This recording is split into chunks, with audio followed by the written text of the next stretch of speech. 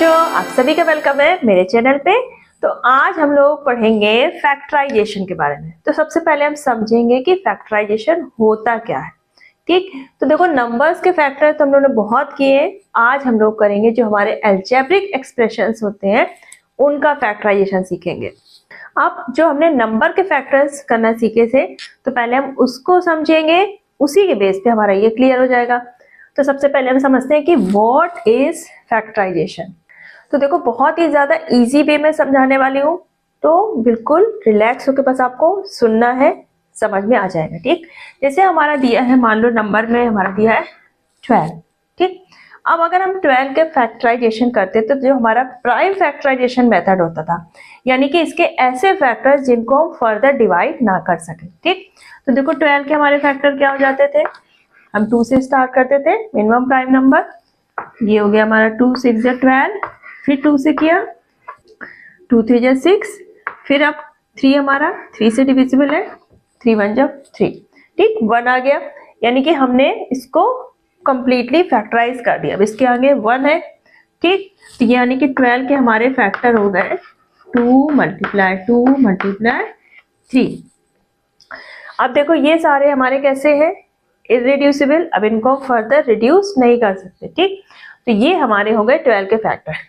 ऐसे ही जैसे अगर हमारा मान लिया 3xy, ये हमारा क्या है, अलजेब्रिक एक्सप्रेशन है। तो ये जो हमने नंबर्स में फैक्टराइजेशन सीखा था वही हमें यहाँ पे करना है। अब देखो जो हमारा 3xy है, तो यहाँ पर 3x और y, इन सभी के बीच क्या है, मल्टीप्लाई का साइन माना जाएगा, यानी कि 3 × x × y। अगर इनको मल्टीप्लाई कर देते हैं तो साथ में हमारा क्या बन जाता है, 3xy। ठीक, तो यानी कि ये हमारे 3xy के अगर हम फैक्टर देखें तो हमारा क्या हो गया, 3x and y। ठीक, अब जैसे हमारा है 2x x + 2। ठीक, तो यहाँ पर देखो हमारा 2 हो गया, फिर मल्टीप्लाई x हो गया, और फिर x + 2। तो वो हमारे फैक्टर होंगे जिनको हम फर्दर रिड्यूस नहीं कर सकते। अब x + 2 को हम फर्दर रिड्यूस नहीं कर सकते क्योंकि ये हमारे क्या है, प्लस में है। तो हम उन्हीं को ब्रेक डाउन कर सकते हैं जो हमारे किस में होंगे, मल्टीप्लाई में। ठीक, तो यानी कि 2x x + 2 हमारे क्या हो गए, इसके फैक्टर हो गए। देखो हमने बेसिक फैक्टराइजेशन समझ लिया। अब हम लोग समझेंगे मेथड ऑफ कॉमन फैक्टर, यानी कि कोई भी हमें अलजेब्रिक एक्सप्रेशन दिया होगा, हम उस पर देखेंगे कि क्या उसमें कॉमन है। ठीक, जैसे मान लो हमारा दिया हुआ है 2x + 6y। ठीक, ये हमें दिया हुआ है। अब यहाँ पर हमें क्या करना है, इसको फैक्टर क्या होते हैं, जिनको हम मल्टीप्लाई में लिखेंगे और जिनको मल्टीप्लाई करने के बाद हमारा यही आंसर आना चाहिए। अब यहाँ पे देखो हमारा क्या कह रहा है, कॉमन फैक्टर। अब 2x और 6y के बीच हम ऐसा क्या कॉमन नंबर ले सकते हैं जो दोनों में हो। यहाँ पे देखो 2x 6y, अब x और y तो हमारे डिफरेंट वेरिएबल है तो कॉमन नहीं हो सकते। 2 और 6 में हमारा कॉमन क्या हो सकता है, 2, यानी कि अगर हम 6 के फैक्टर करें तो उसमें क्या आएगा, 2 और 3। 2 के फैक्टर करेंगे तो 2 और 1, तो यानी कि इस पूरे में हम 2 कॉमन ले सकते हैं। तो अगर यानी कि 2 से हम डिवाइड करें तो ये वाला टर्म भी डिविजिबल है और ये वाला, तो हमने 2 अगर हमने लिया कॉमन तो हम 2 से क्या करेंगे, डिवाइड करेंगे इस पूरे को। तो 2x को डिवाइड करेंगे 2 से तो क्या बचेगा, सिर्फ हमारा x बचेगा। और अगर हम फिर यहाँ पे प्लस आ गया, 6y को 2 से डिवाइड करेंगे तो देखो y तो डिवाइड नहीं होगा, 6 हमारा डिवाइड हो जाएगा तो क्या आ जाएगा, 3y। तो ये हो गए हमारे इस अलजेब्रिक एक्सप्रेशन के फैक्टर। अब इसको देखो हम फर्दर रिड्यूस नहीं कर सकते। ये हो गया 2 × x + 3y। अब देखो x 3y में हम कोई कॉमन नहीं ले सकते, तो ये हमारा हो जाएगा फाइनल आंसर। अब अगर हम इसको मल्टीप्लाई करेंगे तो हमें फिर से वही मिल जाएगा जो हमारा स्टार्टिंग में क्वेश्चन था। अब देखो 2 का x किया तो क्या आ जाएगा, 2x, फिर प्लस 2 का 3y से किया तो 6y। तो हमें पुराना वाला हमारा क्वेश्चन मिल गया, यानी कि ये हमारे क्या है, इसके फैक्टर्स हैं। तो इसी कॉमन मेथड का यूज करके हम सॉल्व करेंगे जो हमारे एग्जाम्पल 1 एंड एग्जाम्पल 2 है। एग्जाम्पल 1 हमारा क्या है, 12a² b plus 15ab square. ठीक, अब यहाँ पर हम इसको सॉल्व करेंगे कॉमन फैक्टर का यूज करके। अब हमें ये फाइंड आउट करना होगा कि 12a² b 15ab स्क्वायर में क्या क्या कॉमन है। तो देखो a यहाँ पर भी है, b यहाँ पर भी है, a यहाँ पर भी है, b भी यहाँ पर भी है। अब यहाँ पर a² है, यहाँ पे a है, तो यानी कि दोनों में हमारा a तो कॉमन हम ले ही सकते हैं। यहाँ पे a² है, यहाँ पे a, तो जो चीज हमारी दोनों साइड दिख रही है, ठीक, अब उसमें हम कॉमन कौन सा लेंगे, जो लोअर पावर वाला। यहाँ पर हमारा a क्या है, 2 पावर वाला है, यहाँ पे 1, तो यानी कि हम 8 पावर वाला हमने बाहर लेंगे। b में देखो 1 पावर है, यहाँ पे 2, तो हम छोटी पावर वाला कॉमन ले लेंगे। ठीक, 12 और 15 में हम क्या कॉमन ले सकते हैं। अब देखो अगर 12 के फैक्टर देखें तो हमारा क्या हो जाएगा, 2 2 2 4 4 3 12, ये फैक्टर होंगे। 15 के हमारे क्या फैक्टर होंगे, 3 and 5।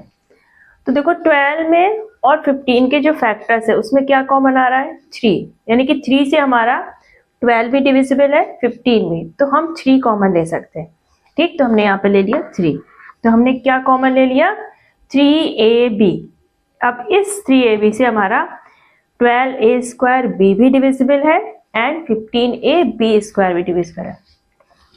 अब देखो 12a² b को हम 3ab से डिवाइड करेंगे तो क्या आएगा। अब कैसे डिवाइड करेंगे, देखो इसको डिवाइड कर रहे हैं ना इससे, तो ये हमारा क्या हो जाएगा, ऊपर रखेंगे 12a² b और डिवाइड कर रहे हैं हम 3ab से। ठीक, तो ये देखो 1b कैंसिल हो गया, यहाँ पे a की पावर 1 है, यहाँ पर 2, तो एक्सपोनेंट अगर हमने पढ़ा है तो हम क्या करते हैं, पावर हमारी माइनस हो जाती है, तो a का क्या हो जाएगा,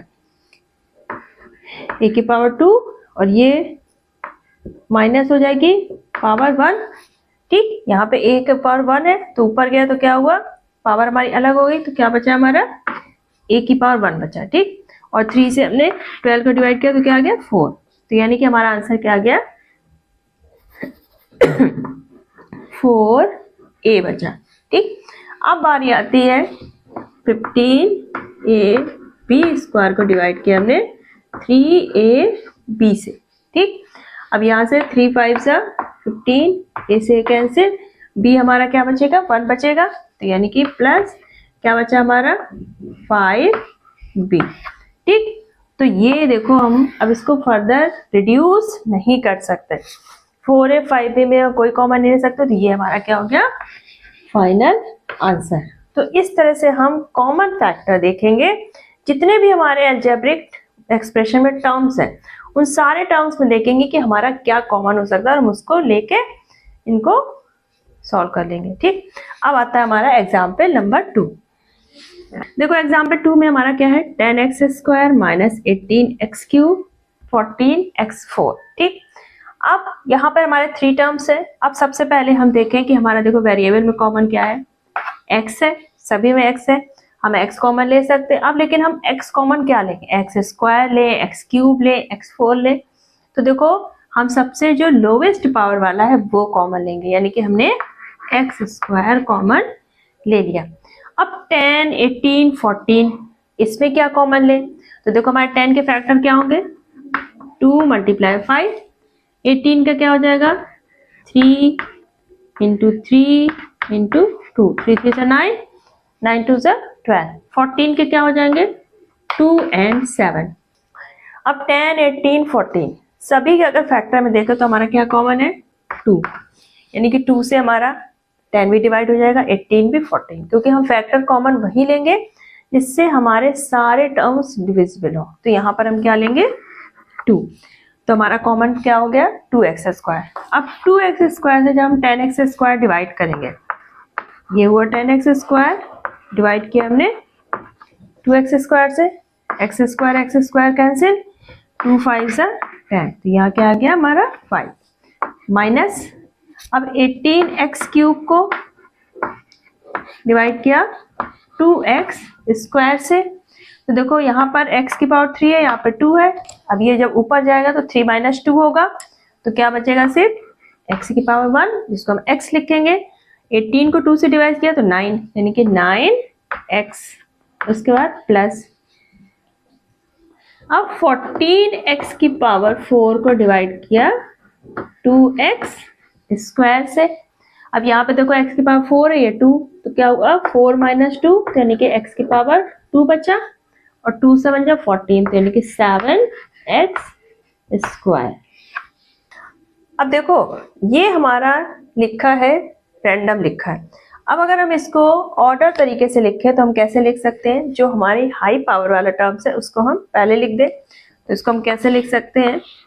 2x स्क्वायर ब्रैकेट के अंदर 7x स्क्वायर वाला टर्म हमने पहले कर दिया, फिर माइनस 9x एंड प्लस 5। तो ये हो गया हमारा फाइनल आंसर एक प्रॉपर ऑर्डर में। तो आई होप ये वीडियो आपके लिए फ्रूटफुल रहा होगा, जो आपको बेसिक फैक्टराइजेशन है और जो कॉमन मेथड के थ्रू है वो समझ में आ गया होगा।